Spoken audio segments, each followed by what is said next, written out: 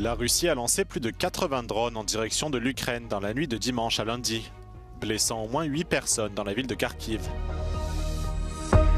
L'Europe réfléchit aux garanties de sécurité qu'elle peut apporter à l'Ukraine.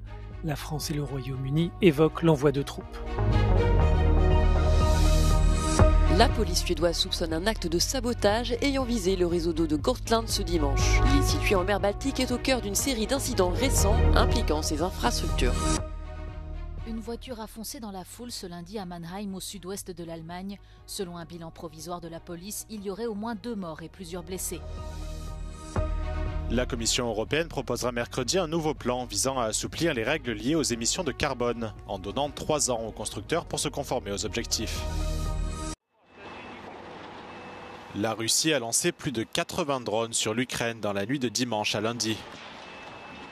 Selon l'armée de l'air ukrainienne, 46 d'entre eux ont été abattus et 31 ont disparu sans causer de dégâts. L'un des drones a frappé un immeuble d'habitation à Kharkiv, blessant 8 personnes. Le président ukrainien Volodymyr Zelensky déclare que plus de 1050 drones d'attaque, près de 1300 bombes aériennes et plus de 20 missiles ont été lancés sur l'Ukraine la semaine dernière. Cette vague d'attaques survient après qu'une quinzaine de dirigeants européens, canadiens et turcs ont réitéré leur soutien à l'Ukraine lors d'un sommet à Londres dimanche. Après sa rencontre houleuse avec le président américain Donald Trump, Volodymyr Zelensky continue de réclamer des garanties de sécurité efficaces avant d'envisager tout accord de paix avec Moscou.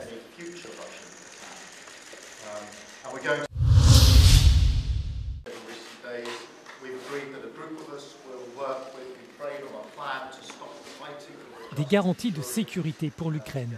L'expression est plus encore sur toutes les lèvres des dirigeants européens après la réunion de dimanche à Londres d'une quinzaine d'alliés de Kiev. Concrètement, il s'agit de fournir les éléments matériels ou politiques crédibles à l'Ukraine afin de dissuader toute nouvelle offensive militaire russe. La France et le Royaume-Uni évoquent l'envoi de troupes et cherchent à rassembler des soutiens à travers la constitution d'une coalition des volontaires pour être plus dissuasif. The only way to make that credible is by pre-deploying troops into Ukraine. Not between the Ukrainians and the Russians. And the Ukrainian army is not going to go home when our troops arrive, but behind the Ukrainians, in significant numbers, let's say an army corps of 50,000 troops, to send a clear message to Russia, we are very serious about this. D'autres options existent, telles que la constitution de stocks d'armes européennes prépositionnées en Ukraine. Toutefois, il faut dans un premier temps s'accorder sur la mission exacte d'éventuelles troupes européennes. C'est l'objet de beaucoup de discussions dans le sens où envoyer des troupes, c'est pareil, qu'est-ce que ça veut dire? Est-ce que ça veut dire envoyer des troupes dans l'ouest de l'Ukraine pour libérer des soldats ukrainiens de l'ouest de l'Ukraine pour aller au front? Est-ce que c'est du maintien de la paix? C'est deux choses différentes. Et dans ce cas-là, le maintien de la paix, ça veut dire troupes de maintien de la paix qui sont positionnées sur le front pour empêcher les combats. Donc c'est beaucoup de choses différentes. Mais pour être crédibles, les Européens devront s'appuyer au bout du compte sur l'allié américain, en particulier en matière de renseignement. Dès lors, il s'agit pour le vieux continent d'obtenir aussi des garanties des États-Unis afin de dissuader toute confrontation entre les forces russes et d'éventuelles forces européennes. L'option d'une sécurité de l'Ukraine à travers son adhésion à l'OTAN n'est pas sur la table puisque Washington a rejeté un tel élargissement de l'alliance.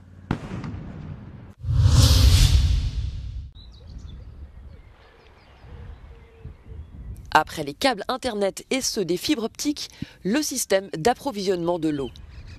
La police suédoise soupçonne un acte de sabotage ayant visé le réseau d'eau de Gotland ce dimanche. L'île située en mer Baltique est au cœur d'une série d'incidents récents impliquant ses infrastructures. La semaine dernière, un câble Internet a été sectionné au large de l'île. Fin février, un câble à fibre optique reliant les villes lettonnes de Ventspils à Gotland a été endommagé. Un navire bulgare a été saisi avant d'être relâché après que le parquet ait écarté l'hypothèse d'un acte intentionnel. En réaction à ces incidents, Stockholm a annoncé en janvier le renforcement de sa présence militaire en mer Baltique. 3 navires de guerre et un avion de reconnaissance radar placés sous le contrôle de l'OTAN ont été déployés.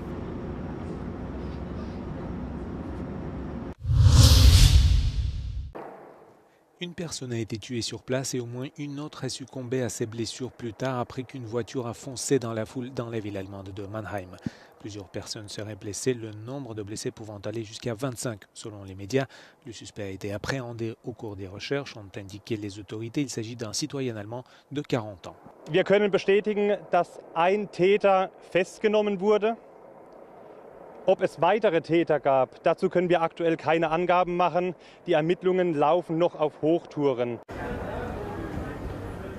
Une opération de police s'est poursuivie lundi après-midi dans le centre-ville de Mannheim et dans l'aire Paradenplatz où l'incident a eu lieu. Cependant, la police a déclaré dans un communiqué plus tard qu'il n'y avait pas de danger pour le public et aucune preuve d'un deuxième criminel. Cet incident survient 2 semaines seulement après que 2 personnes ont péri dans un attentat à la voiture bélier à Munich.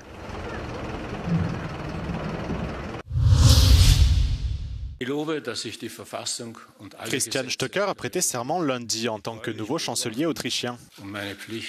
Sa nomination fait suite à la formation d'une coalition entre son parti conservateur, le VP, les sociodémocrates du SPE et les libéraux de NEOS. Ces derniers ont voté dimanche à une écrasante majorité pour rejoindre la coalition gouvernementale, mettant ainsi fin à 5 mois de négociations houleuses en Autriche. Cette alliance tripartite exclut du gouvernement le parti d'extrême droite FPE, qui est arrivé en tête des élections législatives autrichiennes en septembre dernier. C'est la première fois depuis 1949 que le pays sera dirigé par une coalition de 3 partis. Assez peu connu en Autriche, Christian Stocker a exprimé son attachement à l'Union européenne et s'est montré critique à l'égard de la Russie. Il succède à Karl Nehammer à la chancellerie autrichienne.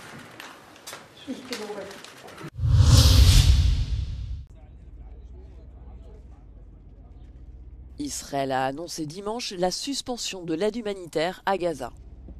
Une décision intervenue au lendemain de la première phase du cessez-le-feu en vigueur dans l'enclave, en raison d'un désaccord persistant avec le Hamas sur la forme à donner à la suite de l'accord de trêve. Le ministre égyptien des Affaires étrangères a fermement condamné cette mesure, accusant l'État hébreu de militariser l'aide humanitaire et de l'utiliser comme un moyen de punition collective. ولا يتعين ولا يمكن السماح أو قبول استخدام المساعدات كسلاح للعقاب الجماعي وللتجويع. هذا أمر مرفوض تماما ويمثل انتهاك صارخ وصريح للقانون الدولي الإنساني. Benjamin Netanyahou a défendu sa position en accusant le Hamas de s'approprier illicitement les ressources humanitaires destinées aux civils. We've done that because Hamas steals the supplies and prevents the people of Gaza from getting them. It uses these supplies to finance its terror machine, which is aimed directly at Israel and our civilians, and this we cannot accept. Le Premier ministre israélien a réaffirmé avoir approuvé la proposition américaine qui prévoit de prolonger la première phase de l'accord jusqu'à la mi-avril.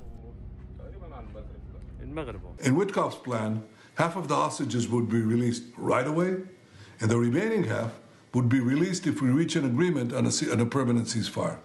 Again, Israel has accepted this plan, I accepted this plan, but so far, Hamas has rejected it. Antonio Guterres a condamné cette évolution, exhortant les 2 parties à prendre des mesures en faveur de la paix. Le secrétaire général des Nations Unies a appelé le Hamas à libérer les otages restants et Israël à reprendre l'acheminement de l'aide.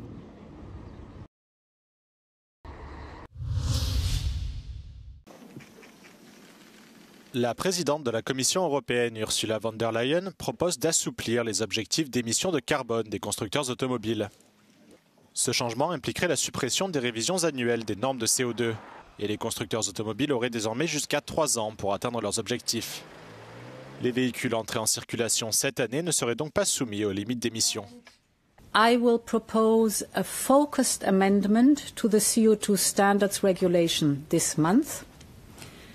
Instead of the annual compliance, companies will get 3 years. This is the principle of banking and borrowing. The targets stay the same. They have to fulfill the targets, but it means more breathing space for industry. Selon Ursula von der Leyen, le marché des voitures électriques progresse plus lentement que prévu en Europe. Une situation qui a un impact sur les progrès de l'UE vers les objectifs d'émissions zéro selon elle. Mais pour les groupes de défense de consommateurs, cette nouvelle proposition envoie un mauvais signal aux acheteurs et risque d'inciter les constructeurs à limiter leurs investissements et à proposer moins de nouveaux modèles abordables. Le plan d'Ursula von der Leyen sera présenté en détail par la Commission européenne mercredi.